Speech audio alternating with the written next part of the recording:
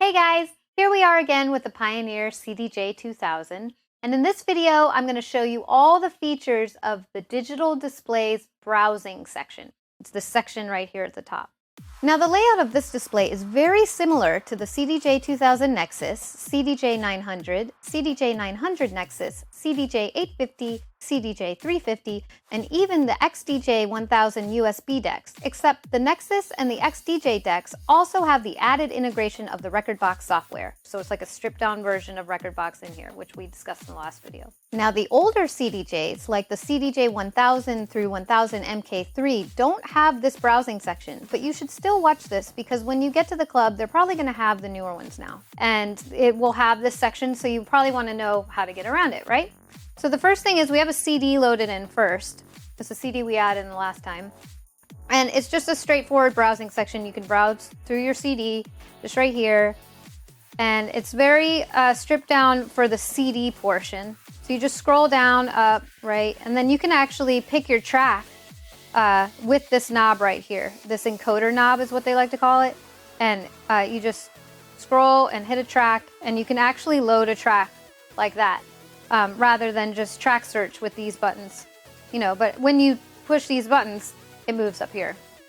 And it also has like a little bit of track info. This CD doesn't have track names on it and stuff like that, so it just says track 1, track 2, whatever. But it does show that it's an audio file, so it has a little bit of info. It has the time. For this track, it's 5 minutes and 11 seconds, and it says it's track 4 of 13, so there's 13 songs on here. But to really make use of this section, we need to get into the USB mode or the SD card mode. So I have all my tracks loaded on my USB flash drive, which is actually on the other CDJ, and it's linked. So if I were to access it, if I had the USB card in this CD drive, I would hit USB to access it. But since there's no USB plugged into here, I can't access those files, right? Because there's nothing there. If I hit the SD card button, it says database not found only because I have no tracks on my SD card. It's just memory that I use for the CDJ. However, remember, you can put tracks on the SD card, so that's an option. But since it's linked, right, I'm going to hit link. And that accesses the other CDJ. So right here, you see it says USB and it says SD. So I could scroll down to SD, right? And it shows me the information about the SD card, how much is used, how much is free, but there's no tracks on this. So if I push that, it's going to give me the same thing as if I hit the SD button, right? So it's the same information. However, if we go back to the USB up here, it shows me I have 347 songs on this USB, 9 playlists, the date I made it, how many gigabytes used, and how many free. This is a 64 gigabyte USB. So that shows me that information right there. So that gives you just a little bit of information right off the bat about what's on the USB stick. So these buttons right here, the title of them are the USB source buttons. So you got link, USB, SD, and disk, which is your CD. Now a little bit more about the USB really quick before we move on. The active light is right here. So I'm going to show you over on this CDJ. It's right here. So when it's not active, it's obviously not lit. And when it's active, it's lit right here. Now, if you want to eject your USB drive, don't just yank it out because you might mess it up. So you want to hold the USB stop button, which is right here, for at least 2 seconds. And then that will deactivate it, and you'll notice that the indicator light turns off, and that says that it's safe to unplug. Just like that. So we're going to plug it back in. And there, it's going to flash a few times, and then once it's solid, you're ready to go. So then you go back over here. Now, since we pulled the USB stick out, it made this one get confused a little bit. So it just went straight to the SD folder screen. So in that case, we would hit the back button to get back. And now it's showing USB and SD. And with this link feature, you can link up to 4 CDJs. So it doesn't just have to be 2. You can link up a whole chain of them.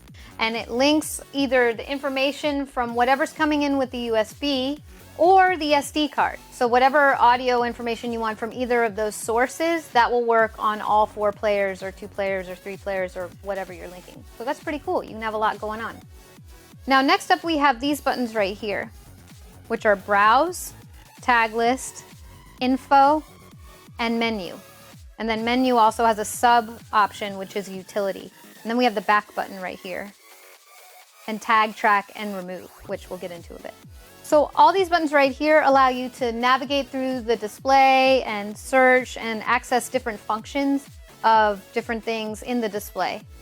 So first we have the Browse button, and this automatically lights up once you've selected a source. So it doesn't matter what source, it's lit up, you know, right there. It's always lit up. And this allows you to browse through what's on the source. That's why it's called Browse. So if we click up to USB and we use this encoder knob and we hit it, then it brings up a menu right here. Artist, album, track, key, playlist, history. You can scroll down, search, and folder. So you have a lot of options right there. And these preferences can also be adjusted in your Rekordbox software as well. So you can adjust the settings in there and attach them to your USB stick or whatever, and then it will show up here as well. So that's pretty cool. So let's click on Artist. And now I can scroll through all the artists in alphabetical order, just like that. And then I click on an artist. So let's click on Arcasia. And this unknown is if it had an album title. A lot of my tracks, I don't put album titles associated with them, so that's why it says unknown. And these are all from different albums too. But right here is all the tracks that I have on this USB drive for Arcasia. So then I select album unknown. And now I can access these tracks right here. And as you scroll down, you can see any information that's associated with the track. So you see we have Gravity. Arcasia is the artist. It's 5 minutes and 35 seconds long. It's 140 BPM. It's dubstep. And each one has information that pops up. And it even has a rating thing. If you want to rate your tracks, you can apply a star value to that as well. Now, if you want to go back, all you got to do is hit the back button, which is right here. And we'll go all the way back to the beginning. So next we're going to skip over to the menu button, and the menu button accesses bits of information about each category. So whether it be browse, tag list, or info. It's also very helpful when you have a really long list. So first thing we're going to do is do menu sort. So I'm going to go to track, and that's going to bring up a really long list. It's actually all the tracks on here. So that's 300 something tracks. So you hit menu, and then it brings up a menu of all the things that you can sort by. So we can sort by alphabet, artist, album, BPM, rating, and key. One of the most helpful things to sort by, I find, is BPM. So I'll hit BPM, and now it shows in order the BPM range of all the tracks on here. So it starts at 128, because this is a lot of my EDM stuff. So it starts at house and then goes over to dubstep at like 140, you know, whatever. So you can span through all your BPM range right there. Let's sort by something else. Let's sort by alphabet. So here, it's all from A to Z. So this is a really cool feature. You can search through your library and stuff like that. But if you have a really large library, then scrolling to find what you want is going to take a really long time because you're scrolling, you know, all the way through it. In which case you want to do something like a jump scroll. And the jump scroll is a really cool feature that you can do on the CDJ that allows you to jump to a certain area, whatever you're looking for, and speeds up your search. And the way you do that, first you select how you want to search. So let's choose alphabet. Now everything's from A to Z here.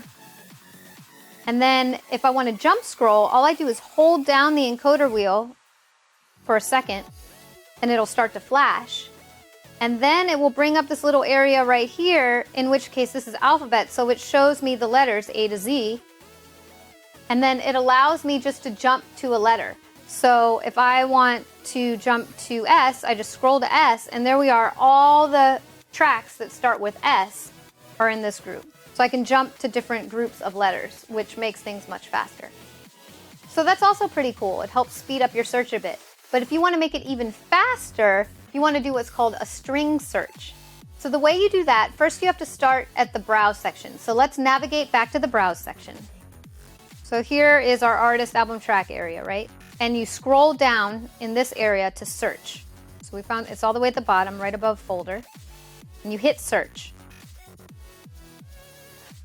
Now it brings up the screen where you can sort of type in a few letters of what you're looking for. But since there's no keyboard, you have to use the needle search. So you'll notice here, now there's letters flashing at the bottom. And this is how you sort of scroll through the letters and choose what you want. So to scroll through, you just put your hand on the needle search and scroll through the letters. And let's look for, oh, it picked one. So if we don't want the letter, if it picks one on accident, because what it does is if you hold your hand there, your finger there, it's gonna select that letter. So I let it sit for a little too long and it selected that letter. So I'm gonna hit this right here, which is the back, and I can delete the letters. So let's look for Urban Assault. We do U, and then we scroll to R, and B, and there we go, just herb, and now it brings up all the Urban Assaults. Now, if you have other artists or other tracks that have similar first three letters, you might want to do a little bit more. So we'll go to A, and so this is a much faster way to find what you want, especially if you know the track name that you're looking for. Right there, we were just looking for artist, but say I was looking for Fatality, so we'll go back and we'll type in F A T, and there it is, right there. I just type in fat, and it brings up Fatality, and that's the only song. And then if I want to load it, I just hit the encoder knob, and there it is, right there.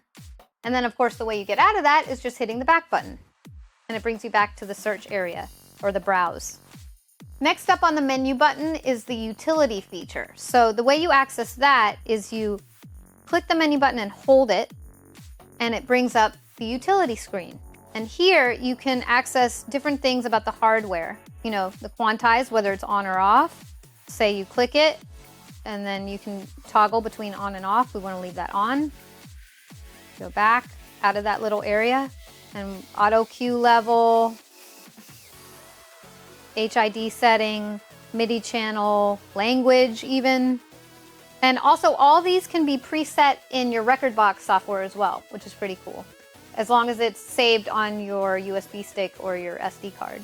But yeah, just artwork, track, information, playlist view, all these little features right here. And then the LCD brightness, this is where you adjust the brightness of your screen, obviously. So it's set on 5 because I like it super bright, but I can dim it, and you can get as low as 1. So that's 5. Just select that. So that's where you can access all the hardware settings for your CDJ in the utility. But now to get out of utility, you can't hit the back button. This doesn't work, right? So you have to hit menu button again, and then you're out. So next up, we're going to talk about the tag list. The tag list is super cool because you can make a playlist on the fly, and that's this button right here next to browse. So say you're DJing, right, live, and you're browsing through your tracks and you find a track that you want to play now. And then as you're browsing, you find 5 other tracks that you want to play, but not right now. You want to play them later in your set. So in which case you can make a playlist, and you can store that under tag list. So the way you do that is you hit tag list. And that brings up this panel of all these different sources. So it shows me I have 1 USB and I have 2 SD cards. Now the USB is because we got the one plugged in over there, and the 2 SD cards is because we have an SD card here and one here, and they're linked. So we can access all of those. But I want to hit USB. And notice there's nothing in there. It's because I haven't created a playlist yet or a tag list. So the way you do that is you go back to Browse, and I'm going to hit Track. And now I'm scrolling through my tracks, and I'm playing Back to Business now, but I want to play Bad Girl later. So I'm going to hit Tag Track, which is this button right here. And that puts this little check mark next to it. And that's adding it to the list. So I'm also going to add Beat Down and Beat Cannon and Blaster. And then, oh wait, I don't want Blaster in there. So the way you delete it is you just hit the button again and it removes that one. So let's just choose a few more. And you can have up to 99 tracks in one tag list. So we have a bunch of tracks in here. So now when we hit tag list, all these tracks are in here. So now I have 7 tracks that I know I want to play in my set later. I have fast access to them right here. And again, if you want to delete any of them, even in the list, even if you're going in the list, just hit remove and it'll delete that track. So this is really cool because you can create playlists on the fly. But what if you want to save the playlist? If you manage your tracks in Rekordbox, you can save a tag list to a playlist. And the way you do that is, okay, here's my tag list. And if you're not in there, you can just, access it again by hitting tag list. But you need to be in the tag list function. And then press menu and then scroll down and select tag list menu. And here it says create playlist, or you can remove all tracks. So if you just want to ditch this list altogether, you would hit that, but we don't want to do that. We want to create a playlist. So we hit create playlist, and you can either cancel or okay. We're going to hit okay. And then it says complete, new playlist save. So now if we go back into the browse section and go back, let's see, and go to playlist, these are the playlists that I set up in Rekordbox already, right? But I'm going to scroll down and you're going to see some tag lists I made. Tag list number 2 is the one that we just saved.